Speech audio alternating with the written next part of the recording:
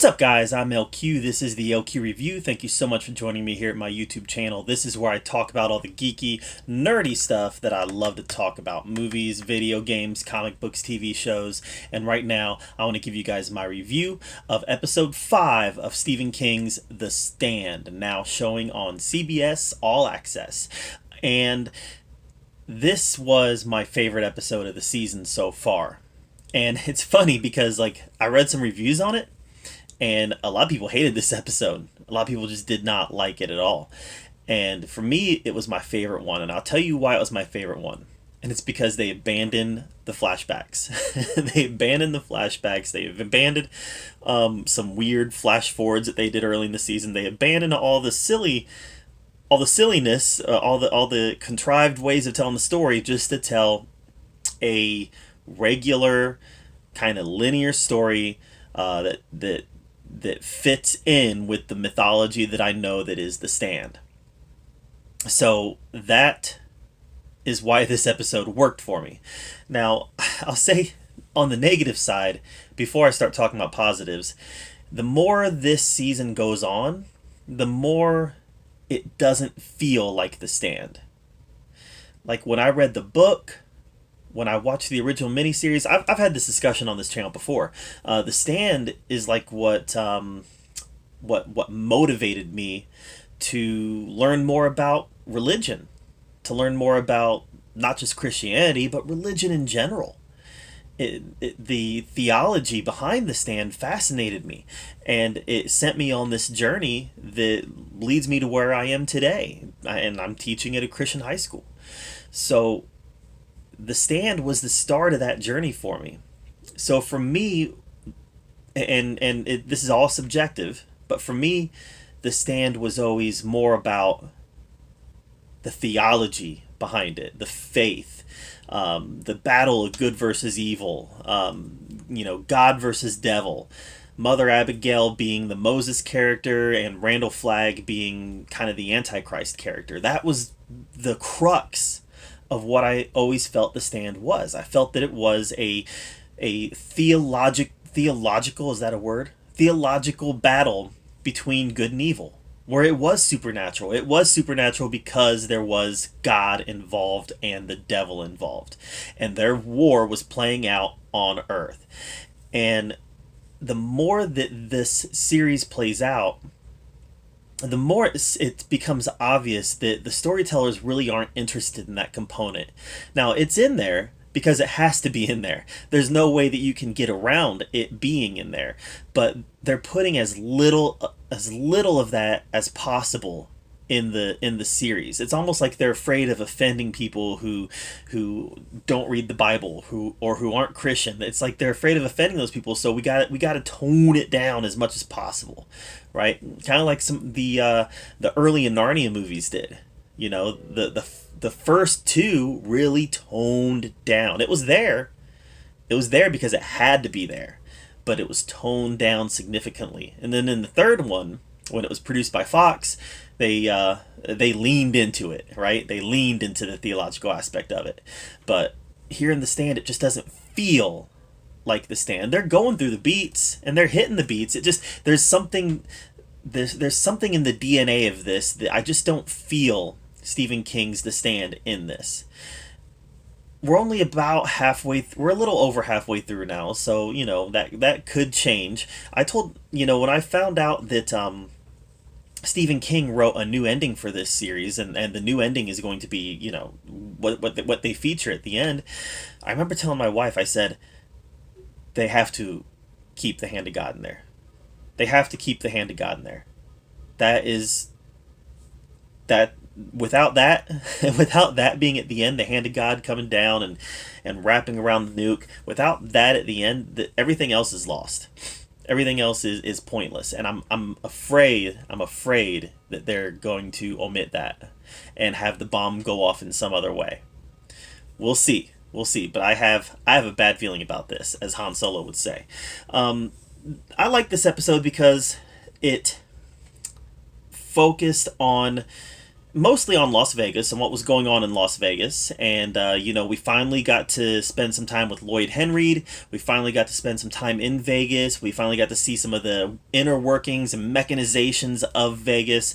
And we got to see Tom Cullen and how he infiltrated Vegas and how he found a job there. We also saw Dana Jurgens and how she infiltrated Vegas and got a job there. And in fact, this episode was very Dana Jurgens heavy, which I like. I thought she was a great actress. I don't even remember who the actress is that plays her, but she needs to get more roles after this because she was just really good in this.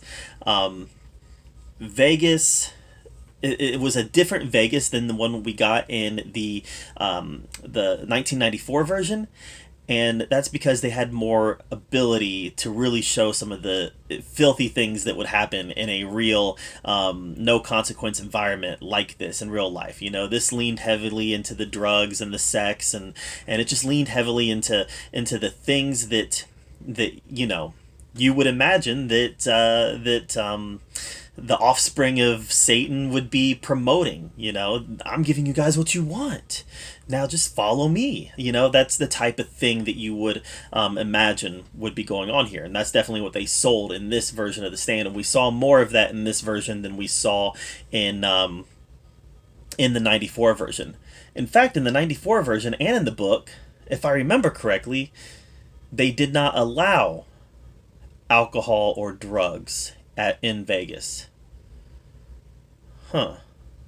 Well, I'd have to definitely reconsider how I feel about that now that comes to mind. Oh well, it's definitely a different, interesting take on it. It's nothing that I'm going to get too hung up about, but I did enjoy seeing Lloyd Henreid and seeing the way he interacted with Dana, seeing the way that he interacted with Julie Lowry, and then ultimately seeing Dana get her wish, get to meet the big man, Randall Flagg, and what happened there, and what we knew was going to happen there with Dana Jurgens. We haven't seen what happened with the judge yet, and obviously Tom is going to play a big role going forward. But yeah, this was definitely a much better episode. From my biggest gripe has always been the flashbacks and the non-linear storytelling, and this episode did a good job with that. This episode, going back to Boulder, this episode also saw the necessary scene where Nadine tries to give herself to Larry and Larry rejecting her.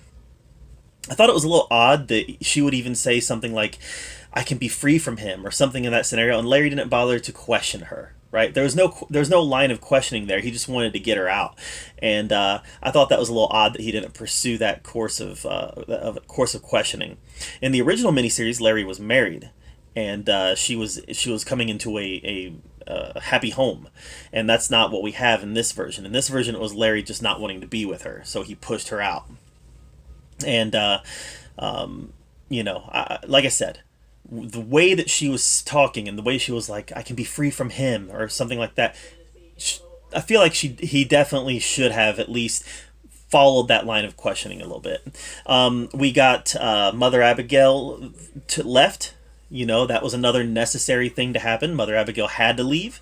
So when she comes back, she has spent some time in the wilderness, and God has spoken to her, and she comes back, and she knows what the next step of God's plan is.